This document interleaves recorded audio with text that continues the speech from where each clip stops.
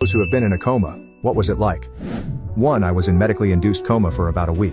The coma itself is not much to talk about. There is just a gap in your memory, even from before it happened. I don't even remember the accident that brought me there in the first place. Waking up from it is much different story though. Since I was fully dosed by painkillers and sedatives and whatnot, I was basically high as kite, and since the trauma I suffered was very serious, my brain constructed very stressful. Vivia nightmares I remember to this day. 2. I was in a very short coma, 6 days after a brain hemorrhage. I recall nothing during the coma. I have a fuzzy understanding of my first week or two after waking up, having pieced it together by the stories I was told.